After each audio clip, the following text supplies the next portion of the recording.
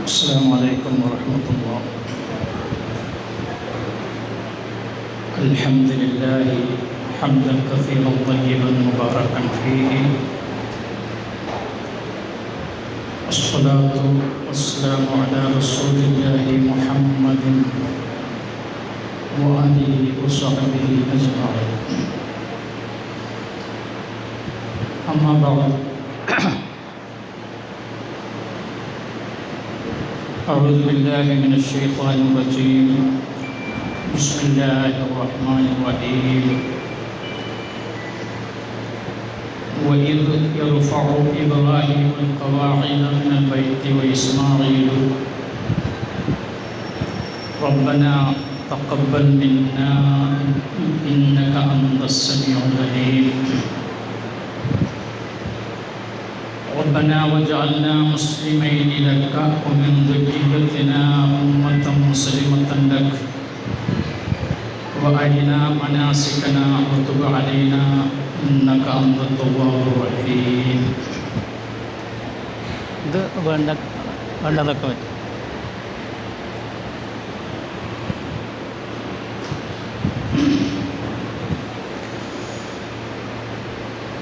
വളരെ സ്നേഹനിധികളായ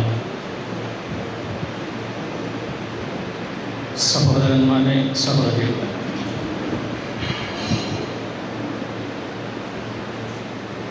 നമ്മുടെ ജീവിതത്തിലെ ഏറ്റവും അനർഘമായ ഒരു സന്ദർഭമാണ്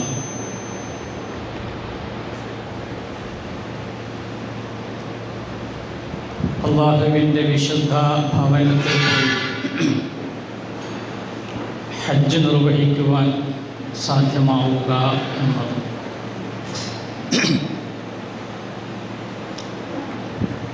എല്ലാവർക്കും അതിന് കഴിഞ്ഞുകൊള്ളണമെന്നില്ല.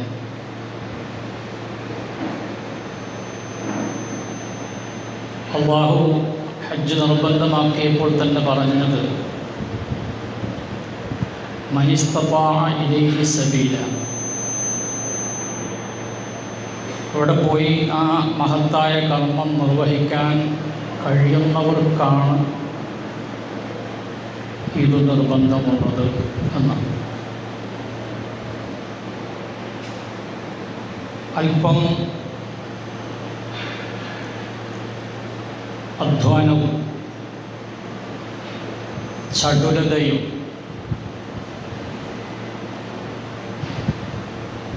ആവേശവും ഒക്കെ ഹജ്ജ് കർമ്മങ്ങളിൽ ഉണ്ടായിരിക്കേണ്ടതുണ്ട്. അതുകൊണ്ടാണ് കഴിയുന്നവർ എന്ന് പറഞ്ഞത്. സാമ്പത്തികമായി കഴിയുന്നവർ എന്നല്ല അർത്ഥം. ഹജ്ജിന് സാമ്പത്തികമായി ആകെ നിർബന്ധമുള്ളത് ഹജ്ജ് തമത്തുആയി നിർവഹിക്കുന്ന ആളുകൾ ഒരു മൃഗത്തെ ബലിയറുക്കണം. അത് അയാൾ ഹാജി അനുഭവിക്കുന്ന, ഉപയോഗപ്പെടുത്തുന്ന ഒരു സൗകര്യത്തിനുള്ള പ്രായശ്ചിത്തമായിട്ടാണ്. അല്ലാതെ ഹജ്ജ് എന്ന കർമ്മത്തിന് 5 നയാ പൈസയുടെ ചിലവില്ല. പിന്നെ നമ്മിലേക്ക് അപേക്ഷിച്ച് അതിന് സാമ്പത്തിക ചെലവുണ്ട്. കാരണം അത് യാത്രാ ചെലവാണ്. അവിടെ നമുക്ക് താമസിക്കാനുള്ള, ഭക്ഷണം കഴിക്കാനുള്ള ചെലവ്. ഹജ്ജ് മാത്രമല്ല, അല്ലാഹുവിന് നമ്മൾ നിർവഹിക്കുന്ന ഒരു കർമ്മത്തിനും ഇബാദത്തിനും 5 പൈസയുടെ ചെലവില്ലാത്ത, പൈസ ചെലവുള്ള എല്ലാ ആരാധനയും മനുഷ്യനിർമ്മിതമാണ്, മനുഷ്യനുണ്ടാക്കിയതാണ്. ഏതെങ്കിലും ഒരു പെട്ടിയിലോ ഭണ്ഡാരത്തിലോ പൈസ സ്ഥാപിക്കേണ്ട ഏതൊരു ഇബാദത്തും അത് മനുഷ്യരുണ്ടാക്കിയതാണ്. അല്ലാഹുവിൻ്റെ അവന് ഇബാദത്ത് ചെയ്യുന്ന കാര്യത്തിൽ ഒരു ഇബാദത്തിനും ഷഹാദത്ത് കലിമ, നമസ്കാരം, സക്കാത്ത്. അപ്പം നമ്മൾ വിചാരിക്കും സക്കാത്ത് ചിലവല്ലേന്ന്. അത് മറ്റൊരു രീതിയിലുള്ള ചിലവാണ്. നമുക്ക് കിട്ടുന്നതിൻ്റെ ഒരു ചെറിയ ശതമാനം കൊടുക്കുക എന്നതാണ്. ആ കൊടുക്കുന്നതിന് വേറെ മറ്റൊന്നും വേണ്ട. അപ്പോൾ ഏതായാലും കഴിവുള്ള ആളുകൾക്കാണ് പറഞ്ഞിട്ടുള്ളത്. ആരോഗ്യം വേണം, നമുക്ക് യാത്രാ ചെലവ് വേണം, അവിടെ താമസിക്കാനുള്ള സൗകര്യത്തിനുള്ള ചെലവ് വേണം, അവിടെ പോയി വരാനുള്ള സാങ്കേതിക സൗകര്യങ്ങളും സ്വാതന്ത്ര്യവും വേണം. ഇതാണ് ഇസ്തിതാഅത്ത്, കഴിവുണ്ടെങ്കിൽ എന്ന് പറഞ്ഞു. ഞാൻ എൻ്റെ ചെറുപ്പത്തിൽ ആ വാക്കിന് പഠിച്ച അർത്ഥം ഇങ്ങനെയാണ്: തടിയാലും മുതലാലും വഴിയാലും കഴിവുള്ളവർ എന്ന് മദ്രസയിൽ പഠിച്ച ശൈലിയാണ്. അപ്പം തടി എന്ന് പറഞ്ഞ ശരീരം കൊണ്ട് സാധിക്കണം. മുതൽ എന്ന് പറഞ്ഞ ധനം കൊണ്ട് സാധിക്കണം. വഴി എന്ന് പറഞ്ഞാൽ നമുക്ക് പോയി വരാൻ സാധിക്കണം. ഇപ്പം ചില രാഷ്ട്രങ്ങളിൽ നിന്ന് പോകാൻ പറ്റില്ല, നിയമപരമായ തടസ്സം ഉണ്ടാവും, അല്ലെങ്കിൽ നമുക്ക് തന്നെ ശാരീരികമായ രോഗങ്ങളുണ്ടാവും. അത്തരം ആളുകൾക്ക് അത് നിർബന്ധമില്ല. ഏതായാലും പറഞ്ഞു വന്നത്, അതിന് സാധ്യമാവുക, ഒരവസരം കിട്ടുക എന്നത് ഒരു വലിയ സൗഭാഗ്യം. ഇസ്ലാമിലെ എല്ലാ ആരാധനകളും നമ്മെ വിശുദ്ധമാക്കി എടുക്കുന്നതിന് വേണ്ടിയുള്ളത്. ഹജ്ജ് പ്രത്യേകിച്ചും അങ്ങനെയാണ്. മഹാനായ നബി സല്ലല്ലാഹു അലൈഹി വസല്ലമ പറഞ്ഞു, മൻ ഹജ്ജ ഹജ്ജൻ മബ്റൂറൻ, പുണ്യപൂർണമായ ഒരു ഹജ്ജ്, പ്രതിഫലാർഹമായ ഒരു ഹജ്ജ്,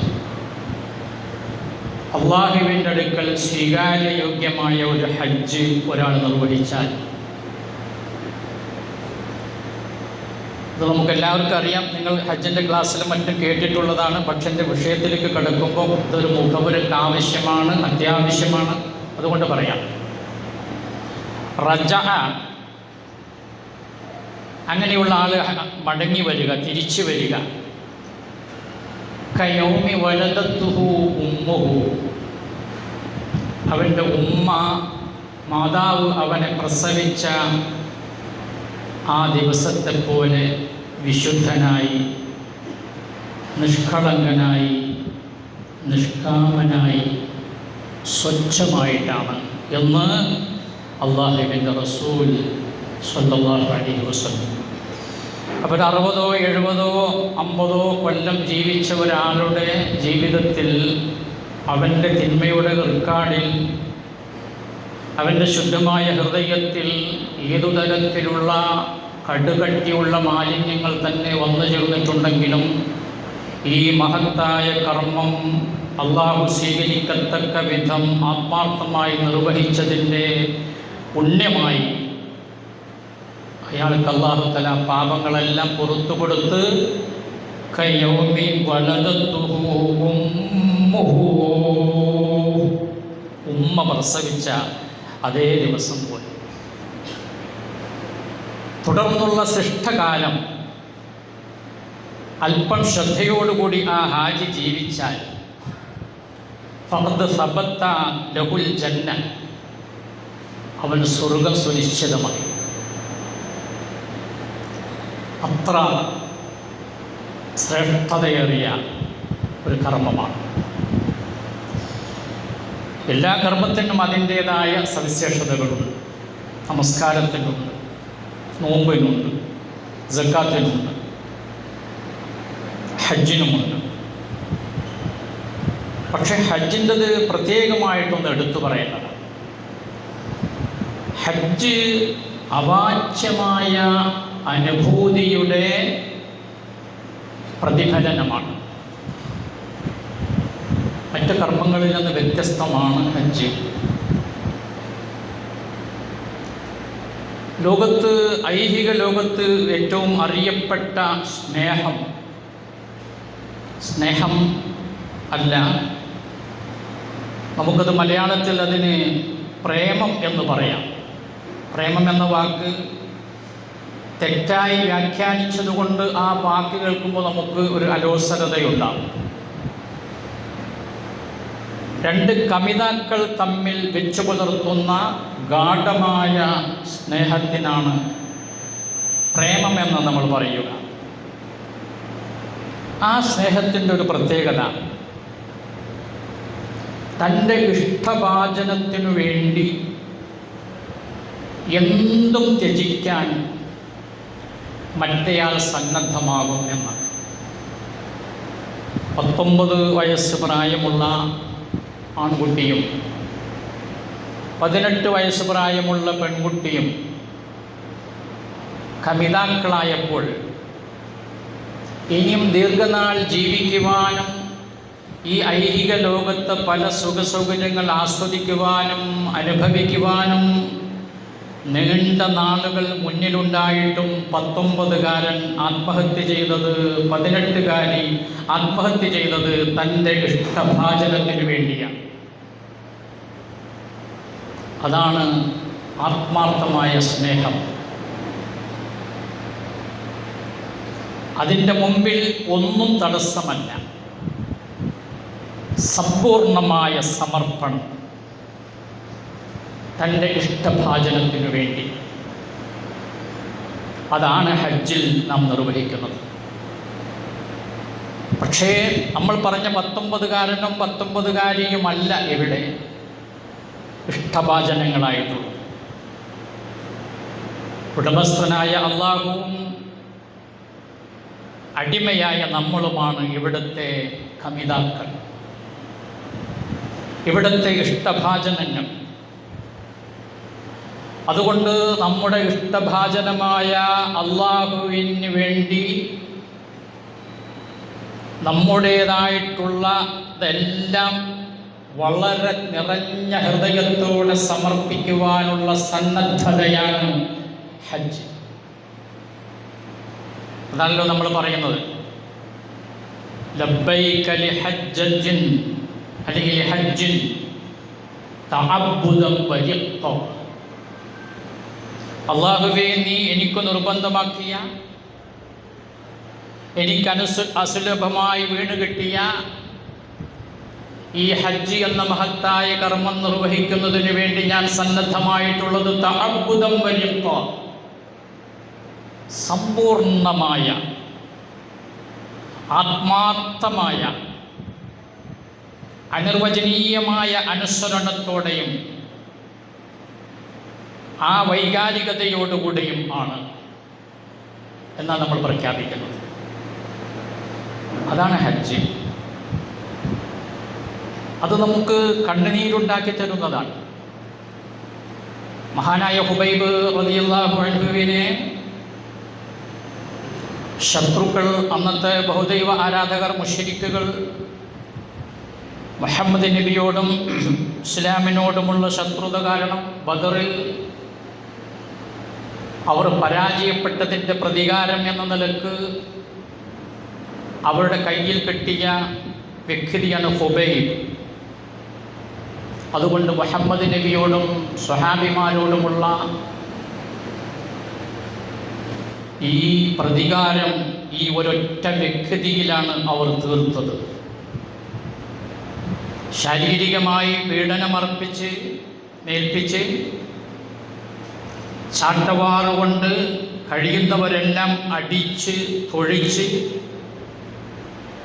ആന്തരീയ അവയവങ്ങളെ ബലക്ഷയപ്പെടുത്തി തുടർന്ന് ക്ഷീണിതമായ ശരീരത്തെ കൊണ്ടുവന്ന് ഈത്തപ്പനയുടെ പലക കൊണ്ട് നിർമ്മിച്ച മരത്തിൻ്റെ മരണപ്പലകയായ കുരിശിൽ ആണി തറച്ച് മക്കായുടെ ഉഷ്ണമായ മരുഭൂമിയിലെ അതിശക്തമായ ചൂടുള്ള മണൽപ്പരപ്പിൽ അദ്ദേഹത്തെ കുത്തിനാട്ടി ശരീരത്തിൻ്റെ 12 ഭാഗങ്ങളിൽ നിന്ന് രക്തം ധാരയായി ഒഴുകി ദാഹപരവശനായി വിശന്നു വലഞ്ഞ് ശരീരത്തിൻ്റെ ഓരോ സെല്ലുകളും 10,000 സൂചിമുന കൊണ്ട് കുത്തിപ്പറിക്കുന്ന വേദന അനുഭവിക്കുന്ന ഖുബൈബ് റളിയല്ലാഹു അൻഹു ആ സന്ദർഭത്തിൽ കുരിശിൽ കിടന്ന് അറബി ഭാഷയിൽ കവിത രചിച്ച് അത് ആലപിച്ചാണ് മരണപ്പെട്ടു പോയത്. അതാണ് സമർപ്പണം. അതാണ് ഇഷ്ടഭാജനത്തിന് വേണ്ടി സമർപ്പിക്കുക എന്ന് പറഞ്ഞത്. അദ്ദേഹം അവിടെ പദ്യം രചിച്ചു. അറബി ഭാഷയിൽ അറൂദ എന്ന് പറയും. കാവ്യരചനയ്ക്ക് അതിൻ്റേതായ നിയമങ്ങളുണ്ട്. അറബി ഭാഷയ്ക്ക് അത് സവിശേഷതയാണ്. ആ നിയമങ്ങളെല്ലാം പാലിക്കണം. ആ നിയമങ്ങൾ പാലിച്ചുകൊണ്ട് കവിത രചിച്ചു അവിടെ കിടന്നു ഈ അവസരത്തിൽ. എന്നിട്ടത് പാടി.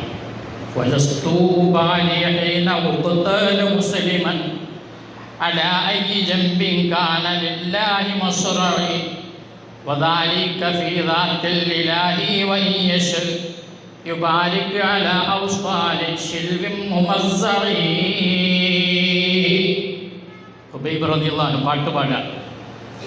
വലസ്തു ഉബാലി, ഞാൻ പരിഗണിക്കുന്നേ ഇല്ല.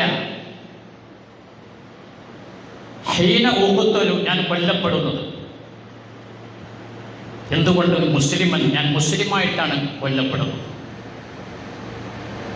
റബ്ബിന് വേണ്ടിയാണ്, അവനുള്ള അനുസരണമാണ്, അവനുള്ള സമർപ്പണമാണ്.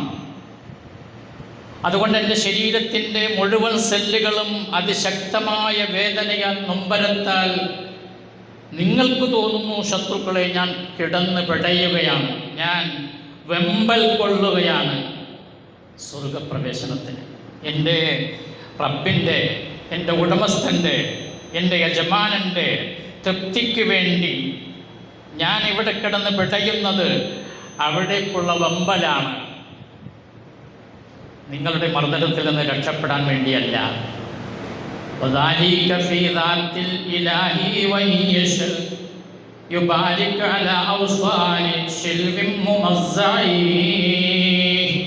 എൻ്റെ ശരീരത്തിൻ്റെ ഓരോ അവയവങ്ങളും കഷ്ണങ്ങളായി മുറിക്കപ്പെട്ടാലും എനിക്കത് മധുരമാണ് എന്ന് ഖുബൈബ് റളിയല്ലാഹു അൻഹു പാടിയത് അള്ളാഹുവിനോടുള്ള, യജമാനനോടുള്ള സ്നേഹത്തിൻ്റെ, പ്രേമത്തിൻ്റെ സമർപ്പണമാണ്. ഹജ്ജ് ചരിത്രമറിഞ്ഞുകൊണ്ട് പഠിക്കുക എന്നത് എൻ്റെ വിഷയം. തീർച്ചയായും ഞാൻ ഇതിൻ്റെ ഭാരവാഹികൾ ഉദ്ദേശിച്ച രീതിയിൽ ചരിത്ര വിവരണത്തിനല്ല ഉദ്ദേശിക്കുന്നത്. അതുകൊണ്ട് നമുക്കൊരു കാര്യവുമില്ല. കുറേ ഡേറ്റും കുറേ തീയതികളും കുറേ വ്യക്തികളുടെയും പേര്, കഅബ ഉണ്ടാക്കിയ, അതേപോലെ തന്നെ കഅബ നിർമ്മിച്ച, കഅബയുടെ വാതിലുണ്ടാക്കിയ, അതിൻ്റെ ബദിലുണ്ടാക്കിയ, അതിൽ കില്ല വിരിച്ച ആ ചരിത്രമല്ല പറയാൻ ഞാൻ ഉദ്ദേശിക്കുന്നത്. അതുകൊണ്ട് നമുക്ക് ആത്മീയമായിട്ട് വലിയ ഗുണമൊന്നുമില്ല.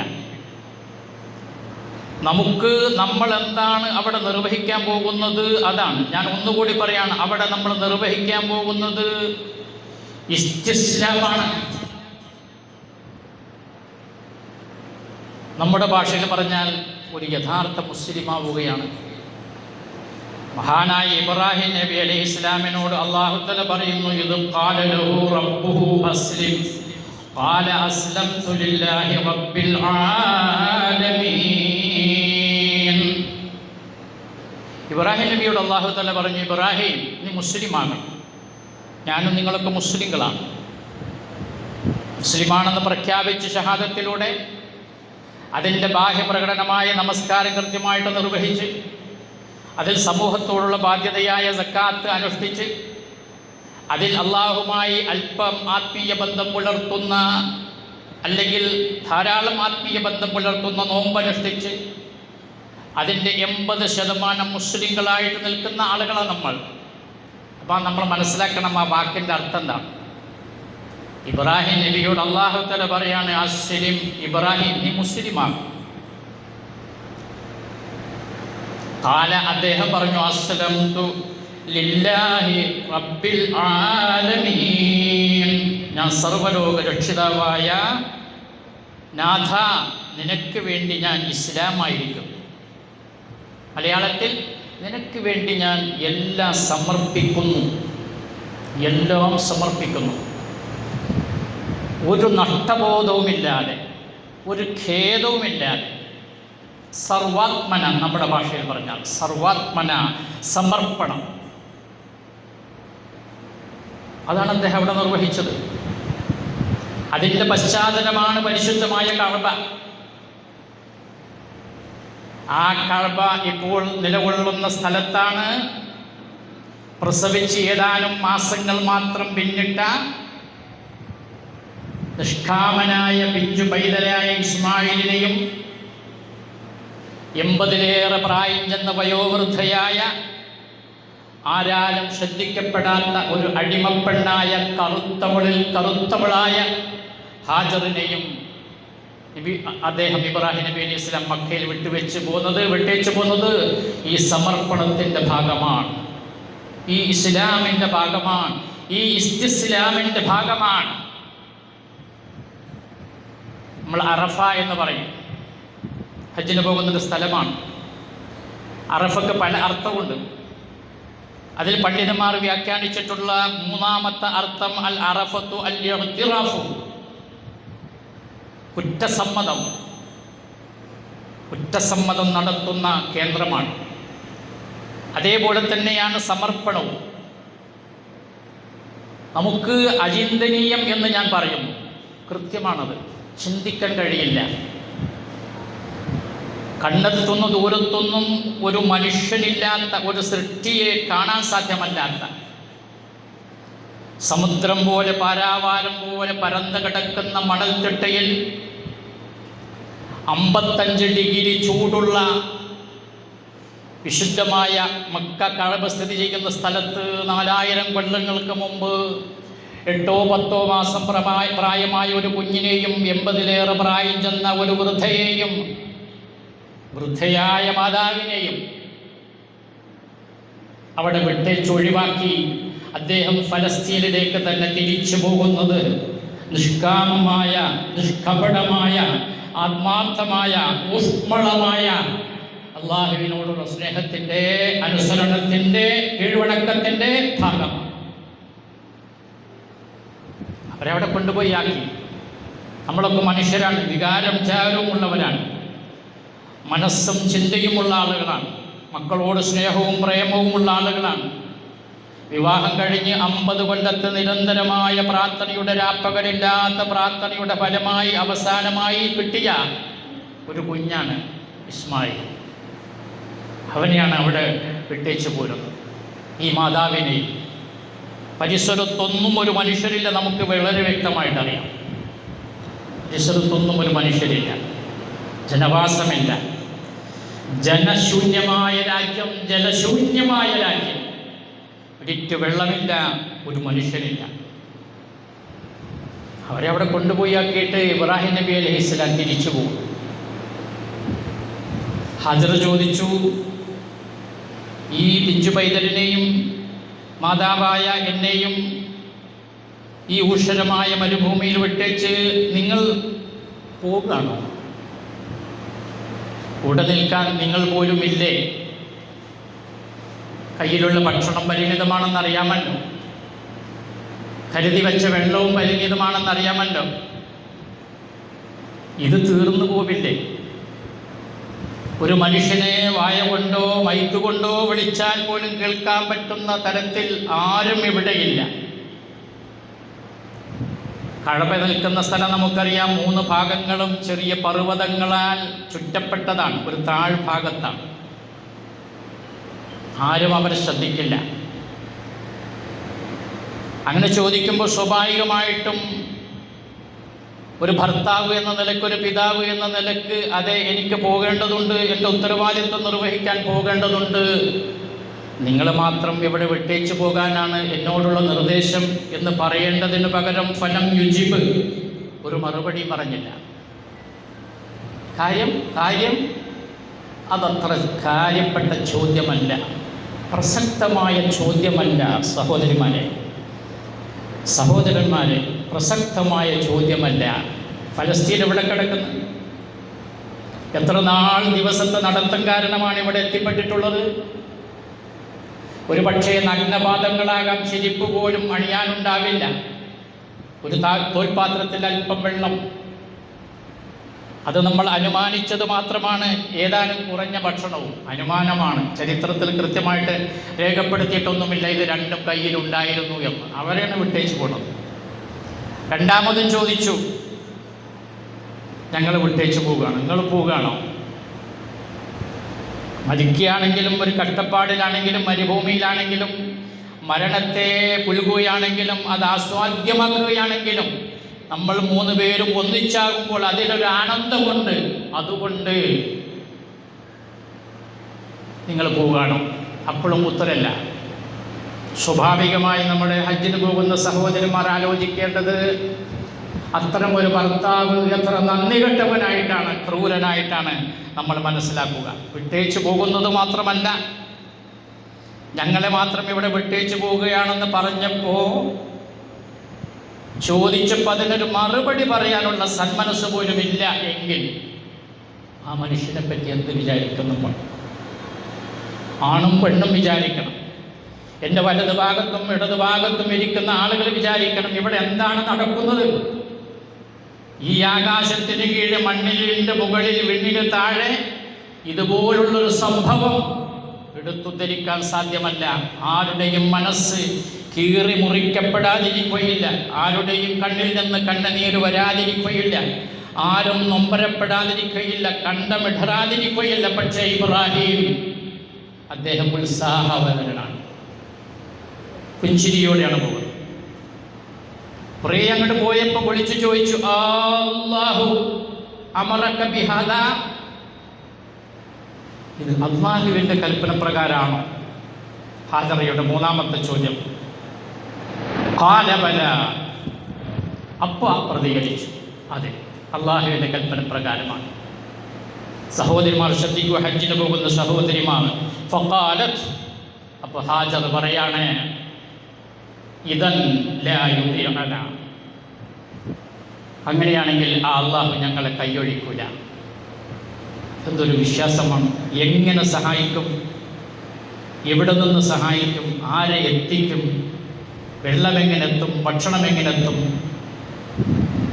വിജനമായ പ്രദേശത്ത് സ്വന്തം വീട്ടിൻ്റെ ഉമ്മറത്ത് നിന്ന് അടുക്കളയിലേക്ക് പോകാൻ ഒരാളുടെ സഹായം ആവശ്യമാണ് നമുക്ക് രാത്രിയായാൽ. ബാത്റൂം അകത്താക്കാനുള്ള കാരണം, പുറത്ത് 4 അടി അപ്പുറത്തുള്ള ബാത്റൂമിലേക്ക് രാത്രി പോകാൻ പേടിയാണ് നമ്മൾ പലർക്കും. ഇത് കണ്ണെത്തുന്നിടത്തൊന്നും ഒരു മനുഷ്യരില്ലാത്ത ഭൂമിയിലാണ് കിടക്കുന്നത്. അവിടുത്തെ രാത്രിയിലെ തണുപ്പ് ശക്തമാണ്, പകലിലെ ചൂട് ശക്തമാണ്. ആ ഏൽപ്പിക്കലുണ്ടല്ലോ, ആ വിട്ടേച്ചു പോകലുണ്ടല്ലോ, അതിൽ ഇബ്രാഹിം നബി അലൈഹി സ്വലാം ആനന്ദം കണ്ടെത്തുകയാണ്. എന്താ ആനന്ദം? എൻ്റെ ഇഷ്ടഭാജനമായ എൻ്റെ റബ്ബിന് വേണ്ടി എൻ്റെ ഹൃദയത്തിൻ്റെ തുടിപ്പും വികാരവുമായ എൻ്റെ കരളിൻ്റെ ഒരു കഷ്ടമായ ഇസ്മായിലിനെ ഈ ഊഷരമായ മരുഭൂമിയിൽ വിട്ടേച്ചു പോകണം എന്നത് എൻ്റെ റബ്ബിൻ്റെ കൽപ്പനയാണ്. നാഥ, നിൻ്റെ കൽപ്പനയാണ്, നിൻ്റെ നിർദ്ദേശമാണ്, അതിതാ ഞാൻ നിർവഹിച്ചിരിക്കുന്നു. അങ്ങനെ നടന്നു പോയി, കുറേ അപ്പുറത്ത് പോയി നിന്നിട്ട് അദ്ദേഹം പ്രാർത്ഥിക്കുന്നുണ്ട്. റബ്ബനാ ഇന്നി അസ്കന്തു മിൻ ദുരിയത്തി ബിവാദിൻ ഗൈരി ദി സറഇൻ ഇൻദ ബൈതികൽ മുഹറം റബ്ബനാ ലിയുഖീമുസ് സ്വലാഹ്. അല്ലാഹുവേ, നിന്റെ കൽപ്പന പ്രകാരം പാവപ്പെട്ട സാധുവായ പ്രായാധിക്യമുള്ള ഹാജറിനെയും എൻ്റെ പിഞ്ചു പൈതലിനെയും നിന്റെ വിശുദ്ധ ഭവനമായ പരിശുദ്ധമായ കഅബ, ആ കഅബയുടെ ഭാഗത്ത്, ആ കഅബ നിർമ്മിക്കപ്പെടാൻ പോകുന്ന ഭാഗത്ത് ഞാനിതാ താമസിപ്പിച്ചു പോന്നിരിക്കുന്നു. ബിവാദിൻ, മലചെരിവുകളിലായിട്ട്, ഗൈരി ദി സറഇൻ, കൃഷിയിടമല്ലാത്ത, ഇന്നത്തെ മക്കയല്ല, ഒരൊറ്റ ഈത്തപ്പനയും അന്നില്ല. ഈത്തപ്പന വളരണമെങ്കിൽ വെള്ളം വേണം, പക്ഷെ അവിടെ വെള്ളമില്ല. അല്ല, കൃഷിയിടമല്ല, ജലശൂന്യമായ ഒരു മനുഷ്യനുമില്ലാത്ത സ്ഥലത്ത് വിട്ടേച്ചു പോയി. എന്തിനാ അറിയോ റബ്ബേ? റബ്ബനാ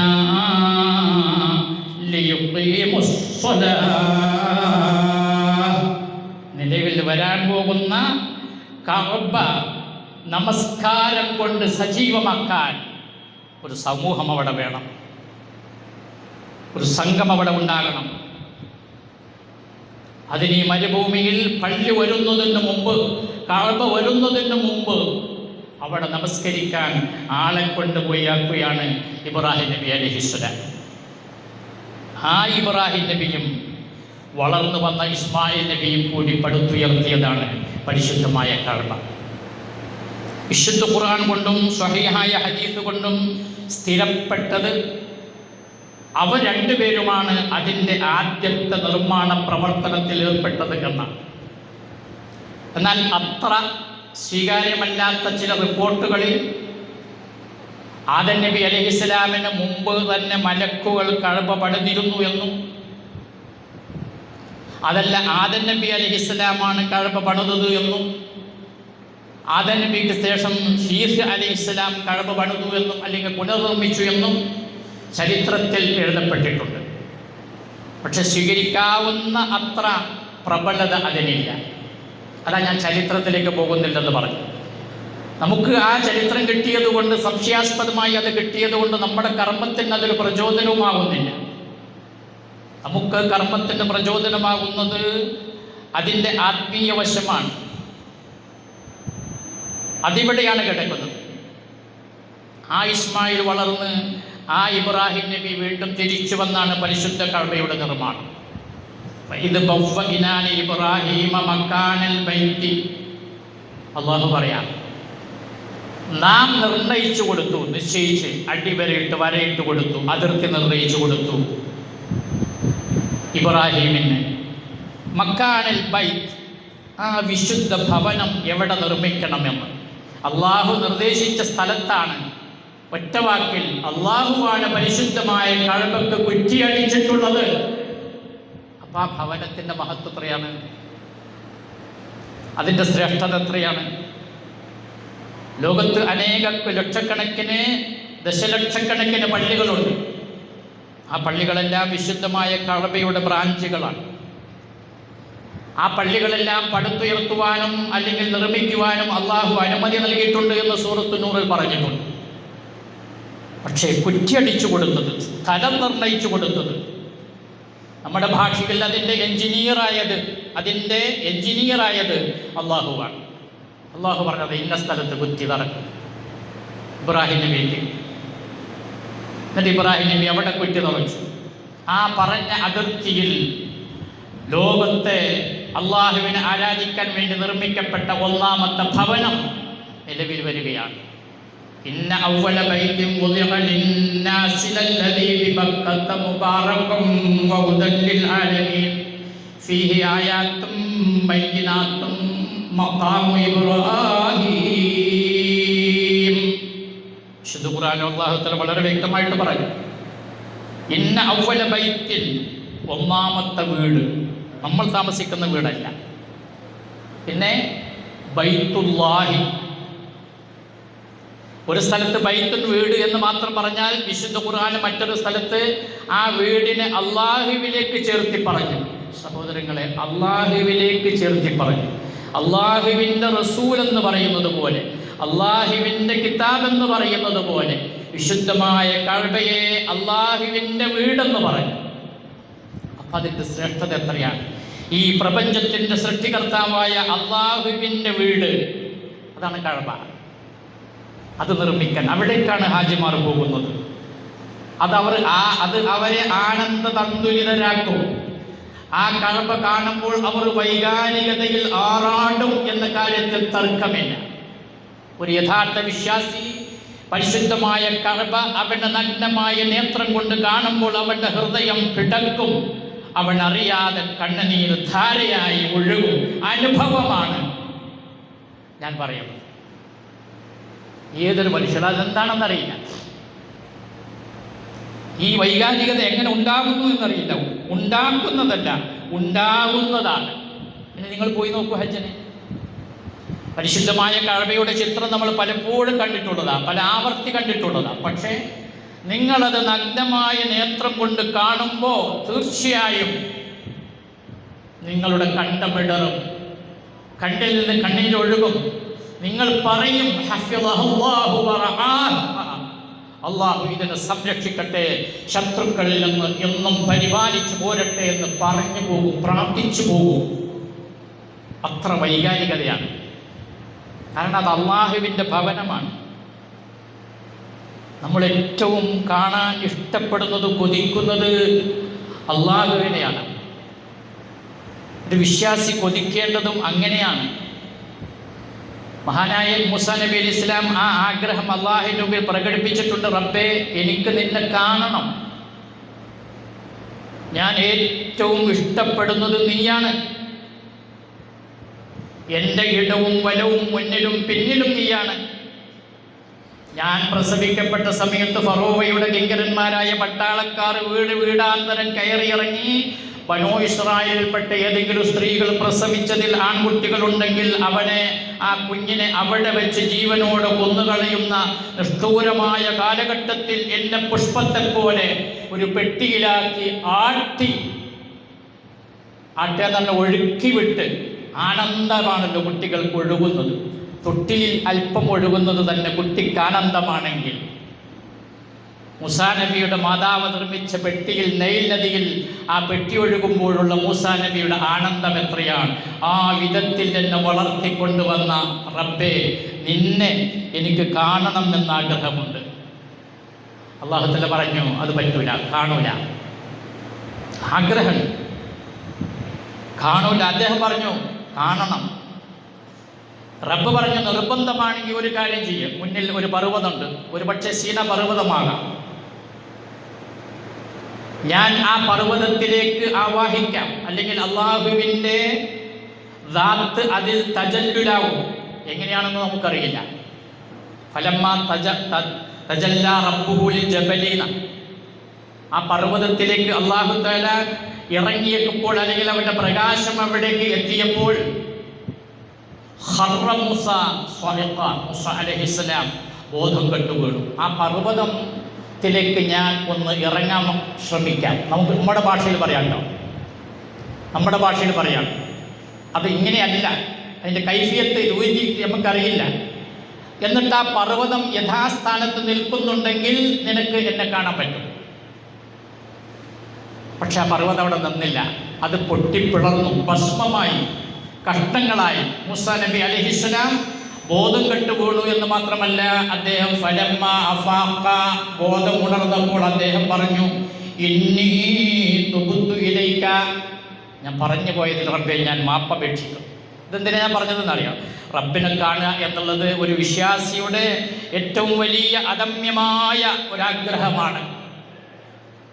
സ്വന്തം മാതാവിൻ്റെ മുഖം ഒരു കുഞ്ഞ് കാണുക എന്നത് അവന് ഈ ലോകത്ത് കിട്ടുന്ന ഏറ്റവും വലിയ ആനന്ദമാണ്. പാല് തന്ന ഉമ്മ, ഒരു കുട്ടി പറഞ്ഞതായി എൻ്റെ ഓർമ്മയിലുണ്ട്, ഉമ്മ എനിക്ക് നിങ്ങൾ പാല് തന്നു, എന്നെ നിങ്ങൾ താലോലിച്ച് വളർത്തി, ആട്ടി വളർത്തി, 19 വയസ്സായി എനിക്ക്, ഞാൻ അങ്ങയുടെ ഉമ്മയുടെ മുഖമൊന്ന് കണ്ടിട്ടില്ലല്ലോ, അതാണ് എൻ്റെ ദുഃഖമെന്ന് ഒരു കുട്ടി പറഞ്ഞത് ഞാൻ ഓർക്കണം. അവന് കണ്ണിന് പൂർണ്ണമായി കാഴ്ചയില്ല, അവൻ്റെ അനുജന് കാഴ്ചയില്ല, പക്ഷേ അല്പം കാണും. അവൻ്റെ സഹോദരിയില്ല, അവൾക്കും കാഴ്ചയില്ല, എങ്കിലും അല്പം കാണും. ഇത് തീരെ കാണാത്തതുകൊണ്ട് അവൻ്റെ വിഷമം പറഞ്ഞതാണ്. സ്വന്തം ഉമ്മയെ കാണാൻ അങ്ങനെ ആഗ്രഹിക്കുമെങ്കിൽ റബ്ബിനെ കാണാൻ ഒരു വിശ്വാസി എത്ര ആഗ്രഹിക്കും? കാരണം അവൻ്റെ ഏറ്റവും ഇഷ്ടഭാജനം അവൻ്റെ റബ്ബാണ്, അവൻ്റെ മക്കളല്ല, അവൻ്റെ ഭാര്യയല്ല, അവൻ്റെ വീടല്ല, അവൻ്റെ ഭൗതിക ഇടപാടുകളോ കച്ചവടങ്ങളോ വ്യവഹാരങ്ങളോ വ്യവസായങ്ങളോ സുഹൃത്തുക്കളോ സഹപാഠികളോ പാർട്ടികളോ പ്രസ്ഥാനക്കാരോ സംഘടനകളോ മഹല്ലുകാരോ കാരണവന്മാരോ അല്ല. الذين آمنوا أشد حبا لله, വിശ്വാസികളായ ആളുകൾ ഏറ്റവും സ്നേഹിക്കുന്നത് റബ്ബിനെയാണ് എന്ന് വിശുദ്ധ ഖുർആൻ പറയുന്നു, അള്ളാഹുവിനെയാണ്. അപ്പോൾ ആ റബ്ബിനെ നമുക്ക് കാണണ്ടേ? ഈ ലോകത്തുനിന്ന് കാണില്ല, പക്ഷെ കാണണം എന്നത് നമ്മുടെ ആഗ്രഹമാണ്. അതിന് അള്ളാഹു എന്ത് ചെയ്തു എന്നറിയോ? ആ അള്ളാഹുവിലേക്ക് ചേർത്തി പറയാൻ പറ്റുന്ന ചില വസ്തുക്കളെ, ചില സങ്കേതങ്ങളെ, അല്ലെങ്കിൽ ചില സാങ്കേതികതകളെ, ചില സൃഷ്ടികളെ തൽക്കാലം കണ്ട് അതിൽ സായുജ്യമടഞ്ഞുകൊള്ളുവേ, എന്നെ പിന്നെ കാണാം. അതാണ് വിശുദ്ധമായ കാഴ്ച. കാരണം അത് അള്ളാഹുവിൻ്റെ വീടാണ്. അവൻ്റെ വീടെന്ന് പറഞ്ഞ എൻ്റെ വീട്. അതുകൊണ്ട് ഞാൻ പറയുന്നു, ലോകത്തൊന്ന് എത്ര കെട്ടിടങ്ങളുണ്ടോ, സൗധങ്ങളുണ്ടോ, എത്ര വീടുകളുണ്ടോ, ഭവനങ്ങളുണ്ടോ, അതിനേക്കാളെല്ലാം ശ്രേഷ്ഠമായതാണ് വിശുദ്ധമായ കാഴ്ച. അവിടേക്ക് നമ്മൾ പോകുന്നത്. പക്ഷെ അത് ഉൾക്കൊള്ളാൻ നമ്മൾ അത് അറിഞ്ഞിരിക്കണം. നമ്മൾ എവിടേക്കാണ് പോകുന്നത്? എൻ്റെ ഭാഷയിൽ അള്ളാഹുവിൻ്റെ വീട്ടിലേക്കാണ് നമ്മൾ പോകുന്നത്, വിരുന്ന് പോകുന്നത്. നമ്മൾ വിരുന്നുകാരാണെന്നാണ് പറയുക ഹാജിമാരെ പറ്റി. അതിഥികളാണ്. ആരുടെ? അള്ളാഹുവിൻ്റെ. അതിഥികൾക്ക് കയറി ചെല്ലാൻ ഒരു വീട് വേണം. ആ വീട് ഏതാണ്? അതാണ് കഅബ. അതിഥികൾക്ക് ഭക്ഷണം വേണം. അതെന്താണ്? അതാണ് അവിടെ നിന്ന് കൊടുക്കുന്ന ബർക്കത്ത്, മഗ്ഫിറത്ത്, മർഹമത്ത്, ഇദ്ഖും മിനന്നാർ. ഇതല്ല അവിടുത്തെ വിഭവങ്ങളാണ്. പാപമോചനം, സ്വർഗപ്രവേശം, അതേപോലെ തന്നെ അള്ളാഹുവിന്റെ അടുക്കൽ നിന്നുള്ള കാരുണ്യം, ജീവിതത്തിലുടനീളം ഐശ്വര്യവും ബർക്കത്തും. അതാണ് അവിടുത്തെ വിഭവം, അതാണ് അവിടുത്തെ ഭക്ഷണം. അവിടെ നമ്മുടെ വീട്ടിൽ ചെല്ലുമ്പോൾ കിട്ടുന്ന മന്തിയോ അല്ലെങ്കിൽ ബിരിയാണിയോ, നമുക്കറിയാവുന്ന പേരറിയാവുന്നതുമല്ലാത്തതുമായ വൈവിധ്യമാർന്ന ആധുനികമായ വിഭവങ്ങളല്ല. അവിടെ നിന്ന് കിട്ടുന്നത് അളവില്ലാത്ത ബർക്കത്തുകളാണ്. മുബാറക്കൻ, അനുഗ്രഹിക്കപ്പെട്ട വീട്. വിവക്ഷ ഇതാണ്. അവിടെ ചെല്ലുന്ന മുഴുവൻ ആളുകൾക്കും ബർക്കത്ത്, ഐശ്വര്യം, സമൃദ്ധി, വളർച്ച, നന്മ, ഗുണം. അതേപോലെ തന്നെ മഗ്ഫിറത്ത്, പാപമോചനം, വിട്ടുവീഴ്ച. അതുമായി ബന്ധപ്പെട്ട എല്ലാ സംഗതികളും അള്ളാഹുവിന്റെ റസൂല് പറഞ്ഞിട്ടുണ്ട്. അറഫാ ദിവസത്തെ പോലെ പിശാചിന് അസ്വസ്ഥതയുണ്ടാക്കുന്ന ഒരു ദിവസമില്ല. അവൻ ആകെ അസ്വസ്ഥനാണ് അറഫാ ദിവസം. അങ്ങോട്ടും ഇങ്ങോട്ടും ഓടി നടക്കാണ്, സ്വസ്ഥതല്ല. ആകെ നിരാശയാണ്, കടുത്ത നിരാശയിൽ, കടുത്ത അമർഷം. എന്താ കാരണം? ആ അറഫയിൽ രാവിലെ മുതൽ വൈകുന്നേരം വരെ നിന്ന് അള്ളാഹുവിൻ്റെ അതിഥികളായ ആളുകൾ അവരുടെ ആവശ്യങ്ങൾ അവരുടെ റബ്ബിനോട് പറയുമ്പോൾ ആ ആവശ്യങ്ങൾ നിരാകരിക്കാതെ റബ്ബ് അത് സമ്പൂർണ്ണമായി ഏറ്റെടുത്ത് അവരുടെ കയ്യിലേക്ക് അവർ ചോദിച്ചത് വെച്ചു കൊടുക്കുന്ന ആ സന്ദർഭത്തെ പോലെ പിശാചിന് പ്രയാസകരമായൊരു ഘട്ടമില്ല. ഇവരെല്ലാം എൻ്റെ പിടുത്തത്തിൽ നിന്നും, എൻ്റെ ഭാഗത്തു നിന്നും, എൻ്റെ കക്ഷിയിൽ നിന്നും പുറത്തുപോയി അള്ളാഹുവിൻ്റെ കക്ഷിയും അവൻ്റെ പാർട്ടിയും അവൻ്റെ സ്വർഗത്തിൻ്റെ ആളുകളുമായി തീരുന്നുവല്ലോ. ആ ചിന്തയാണ് പിശാചിന്. അതുകൊണ്ടാണ് നബി സല്ലല്ലാഹു അലൈഹി വസല്ലം പറഞ്ഞത്, 365 ദിവസങ്ങളിൽ പിശാച് ഏറ്റവും അസ്വസ്ഥമാകുന്ന ദിവസം അള്ളാഹുവിൻ്റെ അതിഥികളായ ആളുകൾ അറഫയിൽ ഒരുമിച്ച് കൂടി ഇസ്തിഗ്ഫാർ നടത്തുന്ന ദിവസമാണ്. അഥവാ അറഫ ദിവസമാണ്. എന്തൊരു ശ്രേഷ്ഠമായ ദിവസമാണെന്നറിയും.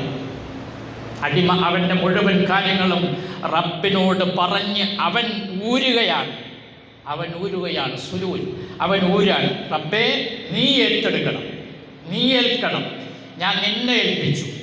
വന്നുപോയിട്ടുണ്ട്, അബദ്ധങ്ങൾ വന്നുപോയിട്ടുണ്ട്, തെറ്റുകുറ്റങ്ങൾ വന്നുപോയിട്ടുണ്ട്. മാപ്പാക്കണം, പുറത്തു തരണം, റിസ്ക് നൽകണം, ആരോഗ്യം നൽകണം, ഐശ്വര്യം നൽകണം.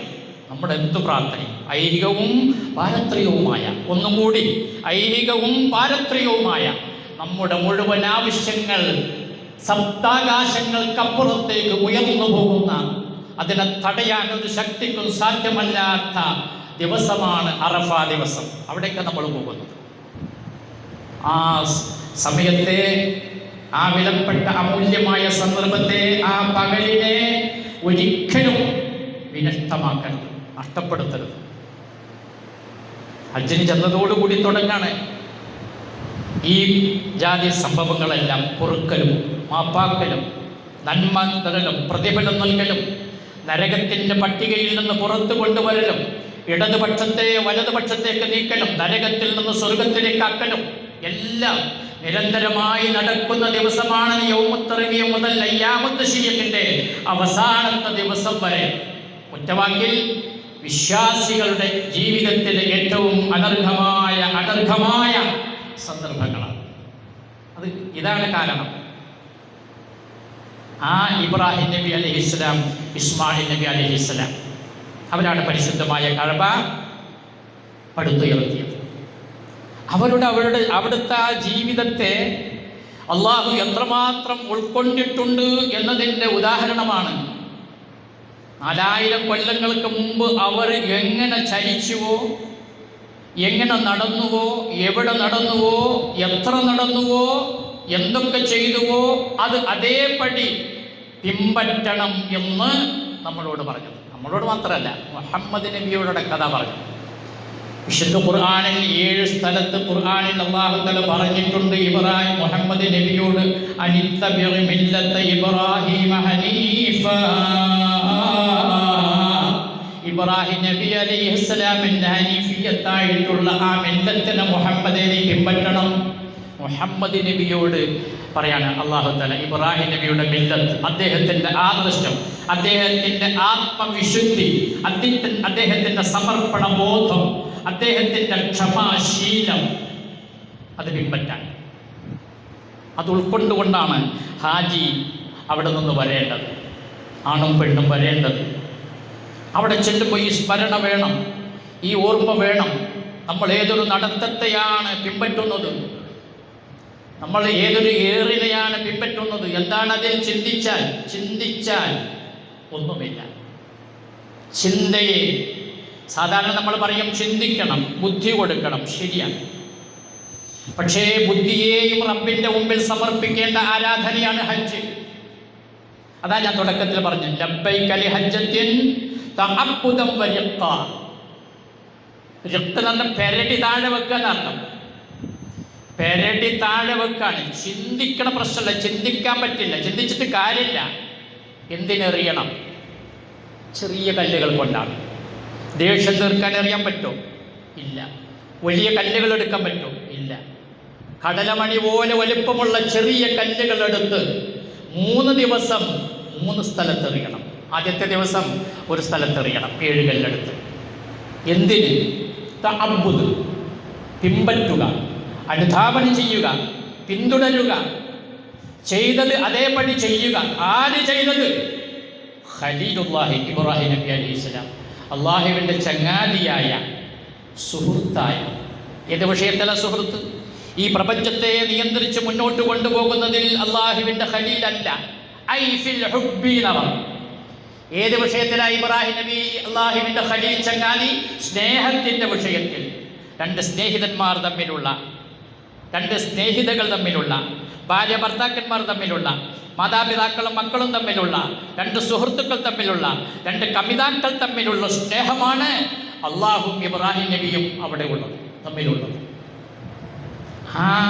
അതുകൊണ്ടാണ് അതിനെ പിൻപറ്റാൻ നമ്മളോട് പറഞ്ഞത്. മുഹമ്മദ് നബി പോലും അതാണ് പിൻപറ്റുന്നത്, അതിനെയാണ് പിൻപറ്റേണ്ടത്.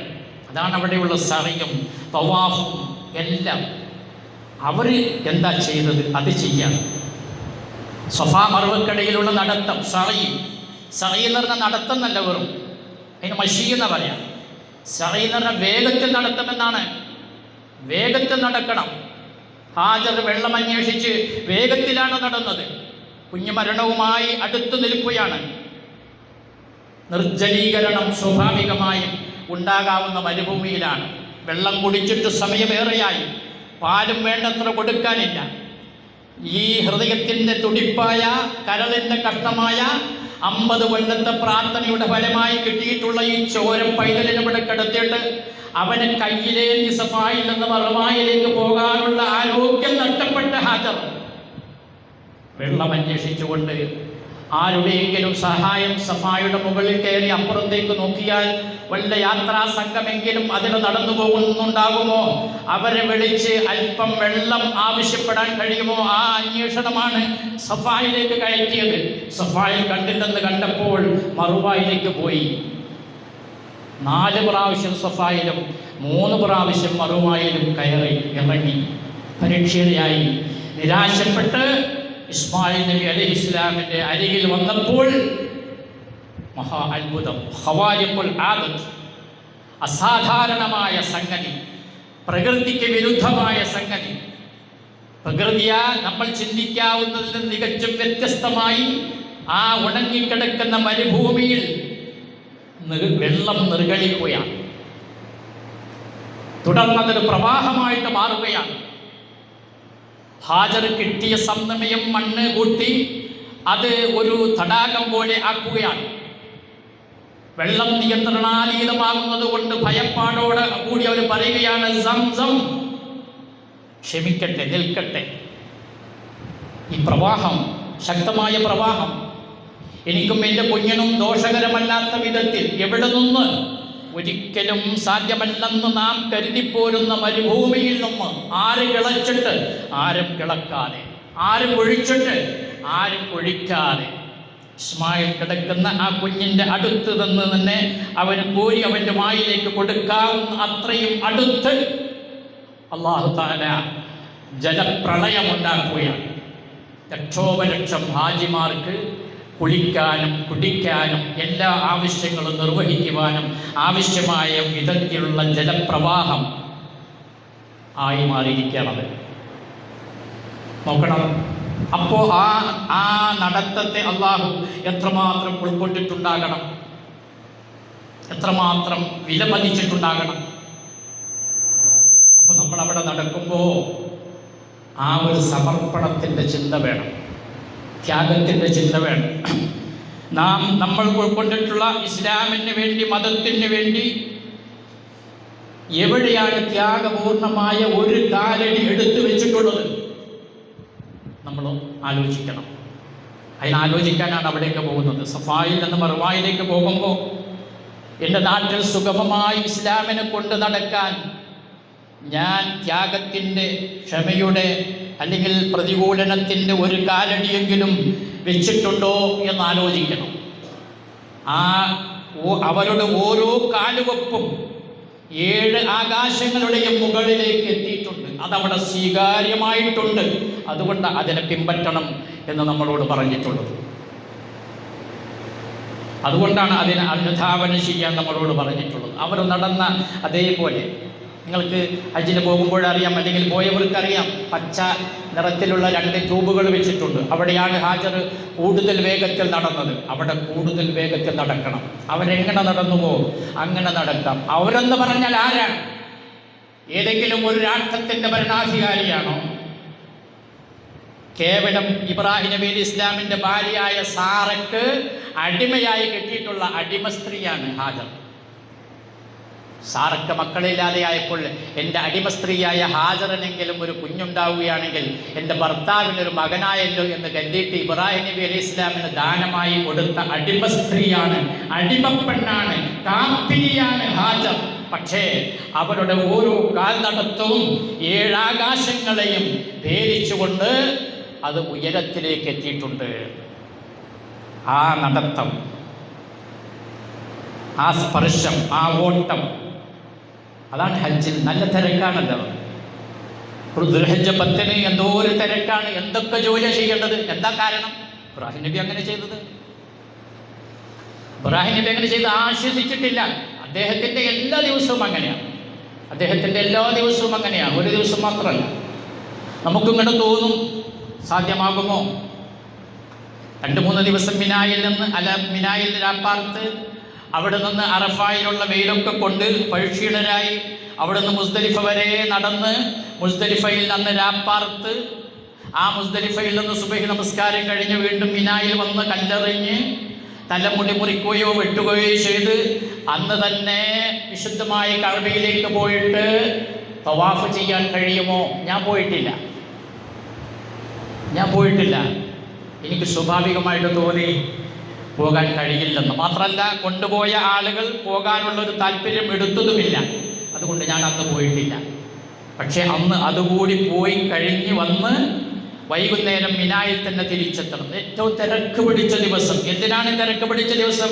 ബുദ്ധിമുട്ടിക്കാനല്ല. നിങ്ങളുടെ പൂർവ്വ പിതാവായ ആദർശ പിതാവായ ഇബ്രാഹിം അങ്ങനെയാണ് ആ കർമ്മം നിർവഹിച്ചത്. അതുകൊണ്ട് അത് അങ്ങനെ നിർവഹിക്കണം. വിശ്രമം അത് അദ്ദേഹത്തിൻ്റെ ജീവിതത്തിൽ പറഞ്ഞിട്ടില്ല. അവിശ്രമമാണ്. അഹോരാത്രം എന്ന് നമ്മൾ പറയും. രാവും പകലും റബ്ബിന് വേണ്ടി ഒരു കാല് നടന്ന് തേഞ്ഞു പോവുകയാണെങ്കിൽ ഇബ്രാഹിം നബി അലൈഹി ഇസ്ലാമിൻ്റെ കാല് തേഞ്ഞു പോയിട്ടുണ്ടാവും. ഇറാഖിൽ നിന്ന് ഫലസ്തീനിലേക്കും, ഫലസ്തീനിൽ നിന്ന് മക്കയിലേക്കും, മക്കയിൽ നിന്ന് ഫലസ്തീനിലേക്കുമുള്ള നടത്തം.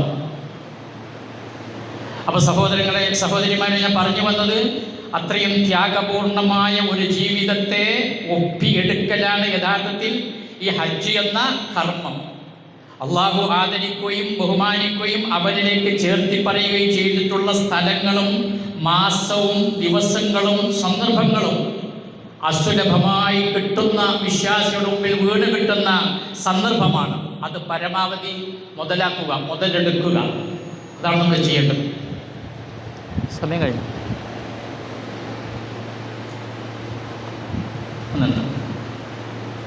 അപ്പോൾ അടുത്ത ക്ലാസ്സിലുള്ള ആൾ വന്നിട്ടുണ്ട്. അപ്പോൾ ഞാൻ അവസാനിപ്പിക്കാം. ദീർഘമായിട്ട് പറയേണ്ട ആവശ്യമില്ല. ഇത് പറഞ്ഞതുകൊണ്ടുണ്ടാകുന്ന കാര്യവുമല്ല. നമ്മുടെ നാട്ടിൽ എല്ലാ കാര്യങ്ങളും പറഞ്ഞുണ്ടാക്കാണ്. ഈമാനും തഖ്വയും പറഞ്ഞുണ്ടാക്കലാണ്. ഉണ്ടാവേണ്ടതാണ് ഇത് രണ്ടും. ഇബ്രാഹിം നബി അലൈഹി ഇസ്ലാമിനോട് ആരും വഴല് പറഞ്ഞു കൊടുത്തിട്ടല്ല, അതാണ് ഉണ്ടായതാണ്. റബ്ബിനോടുള്ള അദമ്യമായ സ്നേഹം, അവാച്യമായ സ്നേഹം. അതുകൊണ്ട് കലർപ്പില്ലാത്ത സമർപ്പണം, കലർപ്പില്ലാത്ത അനുസരണം. ആ കുടുംബം ഒന്നിച്ചു, മകനും വാപ്പയും തുടർന്ന് മക്കൾ, അങ്ങനെ പരിശുദ്ധമായ കഅബ പടുത്തുയർത്തി. അതിൽ ആരാധന സജീവമായി. പിന്നെ അവിടെ സംസം വന്നു. സംസം വന്നപ്പോൾ ആളുകൾ അവിടെ ഉണ്ടായിരുന്നു. ജുറഹ് ഗോത്രമാണ് ആദ്യം അവിടേക്ക് വന്നത് എന്ന് പറയപ്പെടും. അവർ ഹാജറയോട് സമ്മതം ചോദിച്ചു. ഇവിടെ വെള്ളവും സൗകര്യവുമായി ഞങ്ങളിവിടെ താമസിച്ചു കൊള്ളട്ടെയോ? തീർച്ചയായും താമസിച്ചു കൊള്ളാൻ അവസരം നൽകി, അനുവാദം കൊടുത്തു. അവരവിടെ താമസിച്ചു. ആ ഹിജ്ർ ഗോത്രത്തിൽ നിന്ന് ഇസ്മായിൽ നബി അലൈഹിസ്സലാം വിവാഹം കഴിച്ചു. അങ്ങനെ ആ പരമ്പര മുഹമ്മദ് നബി സല്ലല്ലാഹു അലൈഹി വസല്ലം വരെ തുടർന്നു. ആ മഹാനായ പ്രവാചകനെ പിൻപറ്റി 14 നൂറ്റാണ്ടുകൾ പിന്നിട്ട നമ്മൾ അക്ഷരാർത്ഥത്തിൽ ആ ആരാധന കർമ്മങ്ങളെ പിന്തുടർന്ന് പഠിക്കാൻ വേണ്ടിയുള്ള ശ്രമത്തിലാണ്. അതിനുവേണ്ടിയുള്ള ക്ലാസ്സിലേക്കാണ് നമ്മൾ എത്തിപ്പെട്ടിട്ടുള്ളത്. അതുകൊണ്ട് ആ ഹജ്ജിൻ്റെ ഏറ്റവും ശരിയായ രീതിയും കർമ്മം, അതിൻ്റെ രീതി, അതല്ല മർമ്മം. പക്ഷേ അതും ഒരു മർമ്മമാണ്. ഖുദു അന്നി മനാസികക്കും, എൻ്റെ ഹജ്ജിൻ്റെ കർമ്മങ്ങൾ, ആരാധന, നിങ്ങളുടെ ഹജ്ജിൻ്റെ കർമ്മങ്ങൾ, ആരാധന കർമ്മങ്ങൾ എന്നിൽ നിന്ന് കണ്ടു പഠിക്കണമെന്ന് റസൂലുള്ളാഹി സ്വല്ലല്ലാഹു അലൈഹി വസല്ലമ സഹാബിമാരോട് പറഞ്ഞിട്ടുണ്ട്. അത് കണ്ട് പഠിച്ച് അതേ ക്രമത്തിൽ അനുഷ്ഠിക്കുക. ഞാൻ അവസാനിപ്പിക്കും. നമ്മുടെ മനസ്സിലുണ്ടാകേണ്ടത് ത്യാഗവര്യനായ ഇബ്രാഹിം നബിയുടെയും കുടുംബത്തിൻ്റെയും ആ സമർപ്പണബോധമാണ്, അർപ്പണബോധമാണ്. റബ്ബിനോടുള്ള അവരുടെ അങ്ങേയറ്റത്തെ മഹബ്ബത്ത് അവർ പ്രകടിപ്പിച്ചതാണ്. സ്വന്തം മകനെ കൈകൊണ്ട് അറുക്കുവാൻ യാതൊരു മടിയുമില്ലാതെ. ഇന്നും അറവ് നടക്കുന്നുണ്ട്, കൊല നടക്കുന്നുണ്ട്. പക്ഷേ അത് ഈ വൈകാരികതയിലല്ല,